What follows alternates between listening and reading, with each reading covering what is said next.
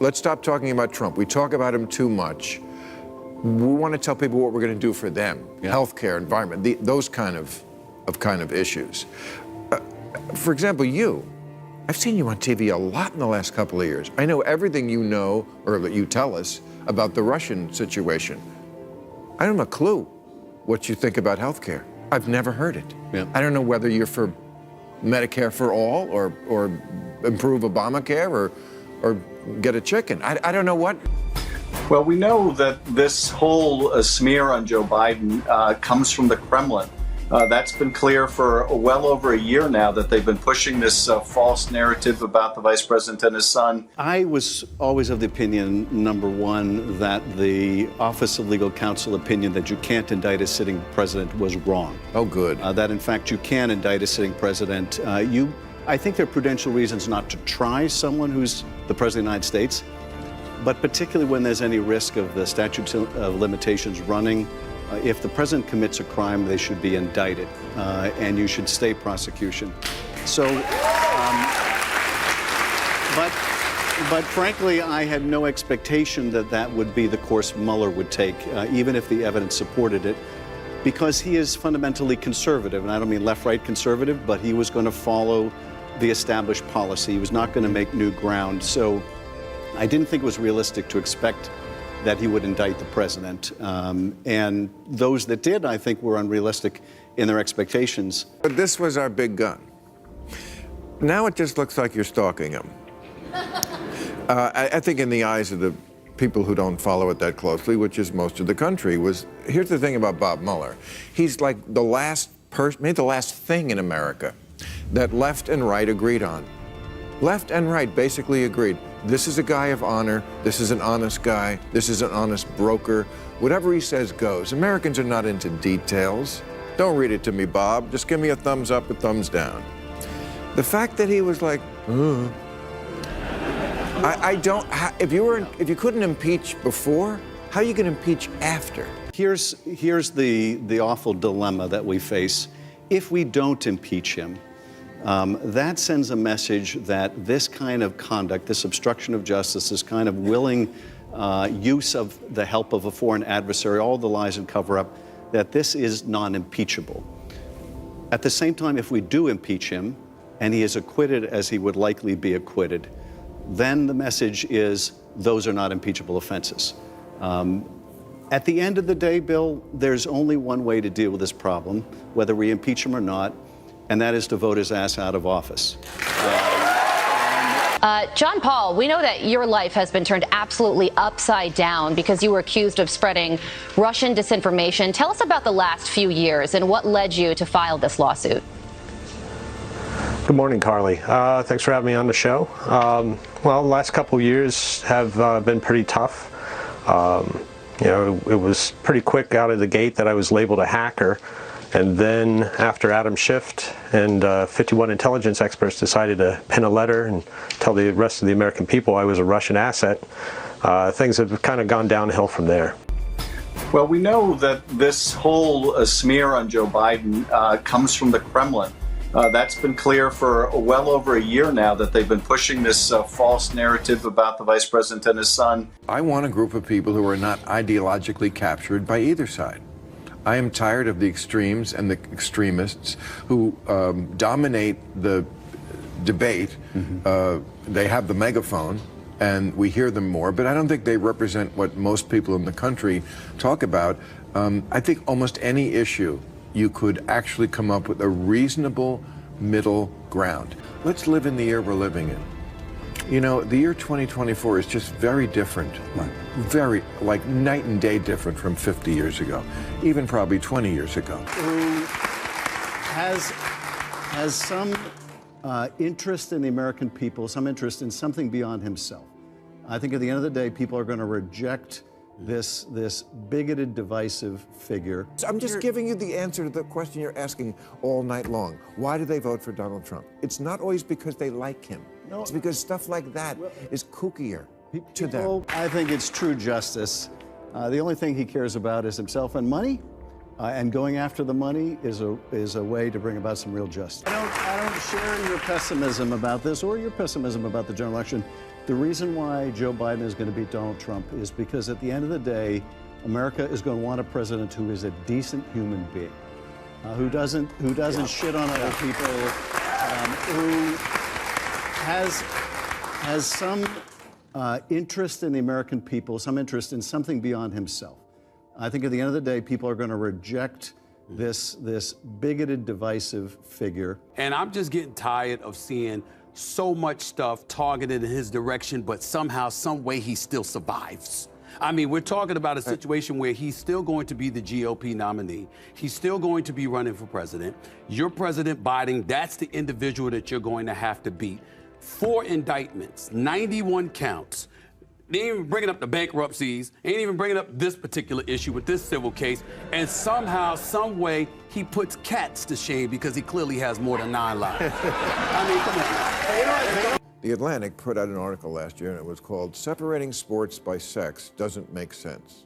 Right. And talked about how we separate sports like the WNBA just because it's just socialization. This is insane. I agree. Okay.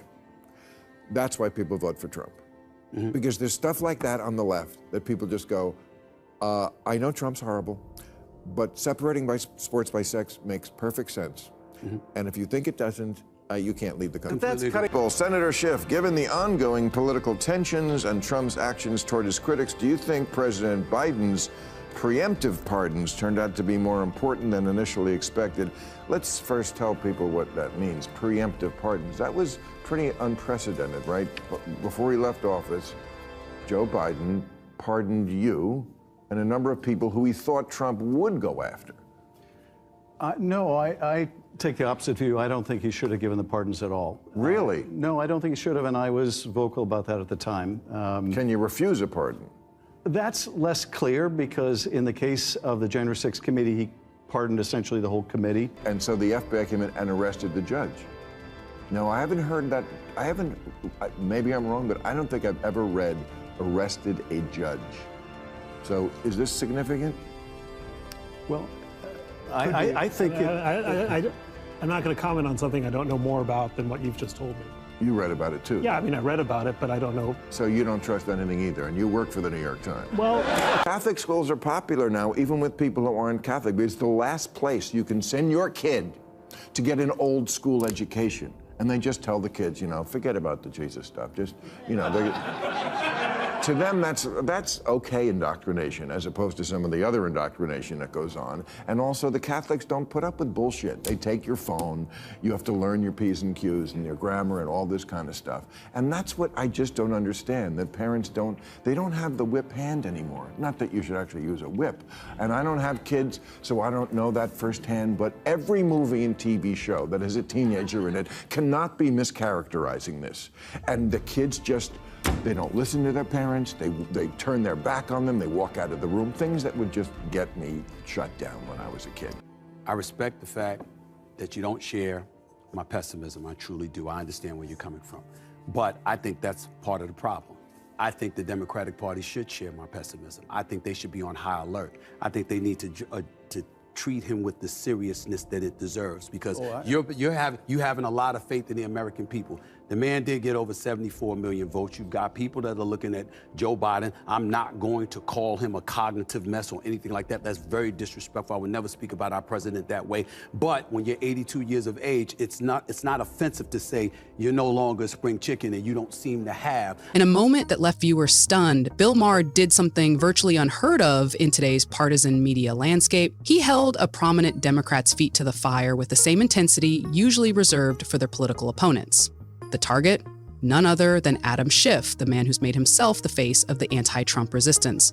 What happened next revealed not just one politician's hypocrisy, but exposed the rot eating away at America's political system from the inside out.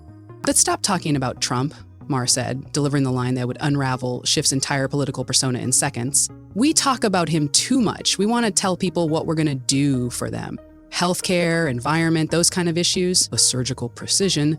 Marr continued his unexpected attack. I've seen you on TV a lot in the last couple of years. I know everything you know about the Russian situation. I don't have a clue what you think about healthcare. I don't know whether you're for Medicare for all, or improve Obamacare, or get a chicken. I don't know what. The look on Schiff's face told the whole story. A politician so consumed with destroying his enemy that he'd forgotten to build anything meaningful of his own. But this confrontation was just the tip of the iceberg in Schiff's saga of breathtaking double standards. For years, Adam Schiff wasn't just critical of Donald Trump, he was obsessed.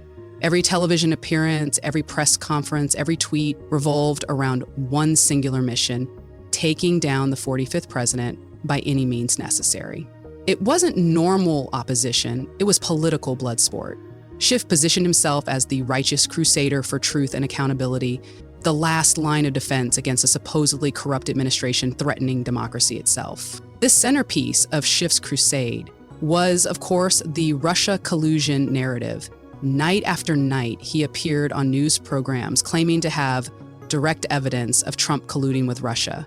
"I can tell you that the case is more than circumstantial," he declared confidently on national television. He painted a picture of a compromised president secretly working with foreign adversaries to undermine American democracy. Allegations that, if true, would constitute the greatest political scandal in American history. But then came the Mueller report. After 2 years, millions of dollars, and endless speculation, special counsel Robert Mueller, whom both sides had agreed was a man of unimpeachable integrity, found no conclusive evidence of the Trump-Russia conspiracy. Schiff had been promoting as fact. For most, this would have been a moment of humility and reflection. Not for Schiff. He simply shifted gears, maintaining his righteousness while conveniently ignoring how spectacularly wrong his confidence assertions had been. As Marr pointed out with his characteristic bluntness, now it just looks like you're stalking him. The audience laughed, but the observation cut deep. Mueller was the last thing in America that left and right agreed on, Marr noted. Left and right basically agreed, this is a guy of honor, this is an honest guy, this is an honest broker, whatever he says goes. Even more revealing was Schiff's admission about impeachment, captured on Marr's show. Here's the awful dilemma that we face. If we don't impeach him, that sends a message that this kind of conduct, this obstruction of justice, this kind of willing use of the help of a foreign adversary, all the lies and cover-up, that this is non-impeachable. So far, standard Schiff, but then came the telling part. At the same time, if we do impeach him and he is acquitted, as he would likely be acquitted, then the message is those are not impeachable offenses. Did you catch that? Schiff was already predicting Trump's acquittal before the impeachment process even began. This wasn't a man pursuing justice wherever it led. This was a calculated political operator who knew the theater of impeachment was more valuable than its outcome. The goal was never to remove Trump through legal means, which Schiff clearly knew wouldn't happen, but to damage him politically before the next election. Corruption. As Schiff himself admitted in that same interview, at the end of the day, Bill, there's only one way to deal with this problem, whether we impeach him or not, and that is to vote his ass out of office. And there it was, the mask slipping, revealing that all the high-minded talk about defending democracy was ultimately about one thing: partisan power politics. But Maher's most devastating blow came when he exposed the emptiness behind Schiff's Trump obsession. After years of prominence, constant media appearances, and positioning himself as a Democratic leader, what did Adam Schiff actually stand for? What was his vision for America beyond Trump bad? When it came to healthcare, climate change, economic policy, or any other issue affecting Americans' daily lives, Schiff was a complete cipher. This wasn't just a politician without a message. It was a troubling glimpse into what our politics has become. A system where hating the other side substitutes for having actual principles or policies, where scoring partisan points matters more than solving real problems, where building a personal brand through opposition is easier than building a country through leadership. But the most damning example of Schiff's double standards wasn't about Trump at all. It came when the Hunter Biden laptop story broke just before the 2020 election. Remember how Schiff had positioned himself as the tireless defender of electoral integrity against foreign interference? The man who insisted that Americans deserve to know the truth about their candidates? That Adam Schiff vanished overnight. Instead of calling for transparency and investigation, Schiff immediately dismissed the laptop story as Russian disinformation. We know that this whole smear on Joe Biden comes from the Kremlin, he declared with absolute certainty. That's been clear for well over a year now, that they've been pushing this false narrative about the vice president and his son. No evidence, no investigation, just a flat denial and attack on the story's credibility. So this wasn't just wrong, it was deliberately misleading the American public. Because, as we now know, the laptop was authentic, the emails were real, the New York Post reporting, which was censored by social media companies, partly due to Schiff's claims about Russian disinformation, has been validated by numerous outlets, including the Washington Post and the New York Times. The very behavior Schiff claimed to abhor, foreign election interference and hiding information from voters, he engaged in himself, all to protect his party's candidate. Even worse was his treatment of John Paul MacIsaac, the laptop repair shop owner who found himself at the center of the storm. MacIsaac didn't ask to be part of a political firestorm. He was simply doing his job when Hunter Biden abandoned a laptop at his store. For his trouble, he was labeled a hacker and a Russian asset by Schiff and his allies, a private citizen's reputation and livelihood destroyed for political convenience. The last couple years have been pretty tough, MacIsaac later recounted. It was pretty quick out of the gate that I was labeled a hacker, and then after Adam Schiff and 51 intelligence experts decided to pin a letter and tell the rest of the American people I was a Russian asset, things have kind of gone downhill from there. The contrast couldn't be starker. When an allegation served Schiff's political purposes, no evidence was too thin, no accusation too serious to level against his opponents. When allegations threatened his party's power, no evidence was strong enough to even merit consideration. This isn't principled leadership. It's naked political tribalism masquerading as moral crusading. Bill Maher, to his credit, sees through this facade. I want a group of people who are not ideologically captured by either side, he said. I am tired of the extremes and the extremists who dominate the debate. They have the megaphone, and we hear them more, but I don't think they represent what most people in the country talk about. He's right.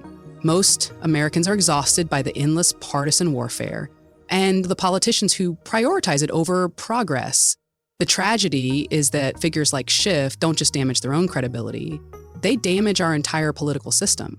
When political leaders treat truth as optional, when they hold their opponents to standards they would never apply to themselves, they don't just normalize hypocrisy, they destroy the possibility of good faith debate.